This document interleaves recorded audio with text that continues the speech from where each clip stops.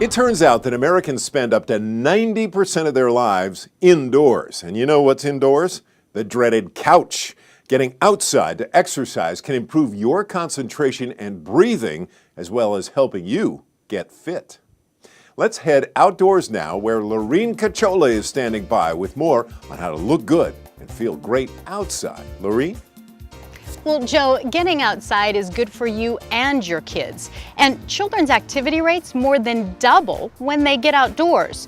But you may be worried about what's waiting for you once you get outside, such as the Mid-South heat, traffic, or just being out after dark.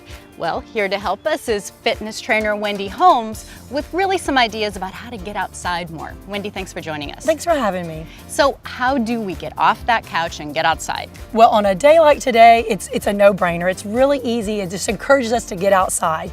But on other days, you might want to think about using maybe our parks or using your neighborhoods. Use it as a time to be with your friends or family and get outside and enjoy the fresh air. And it does seem like there are so many more opportunities, new bike trails and really nice parks that are out there for us to take advantage of. Absolutely. The parks are really offering opportunities not only for walking and jogging, but for biking and canoeing and kayaking, and both user-friendly for children and adults. But there are some concerns, of course, and one of them is really protecting ourselves from the elements. How do we do that? Exactly. All right, so if you're headed outdoors, you might want to take a hat, protect yourself from the sun, and as you mentioned, kids stay out twice as long when they're outside, so make sure you're sunscreened up or that they have sunscreen on, and then don't forget just plain hydration, good water, take it with you so you can really enjoy being outside.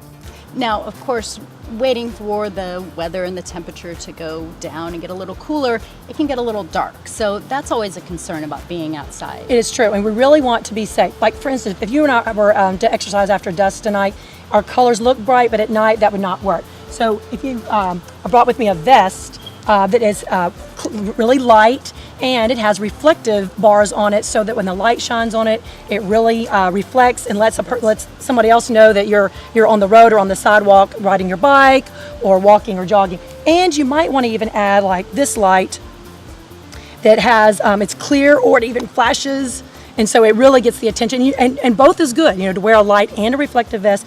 But this can hook on like the top of the vest or your belt hook or on your bike. They have all the different gadgets to go with it.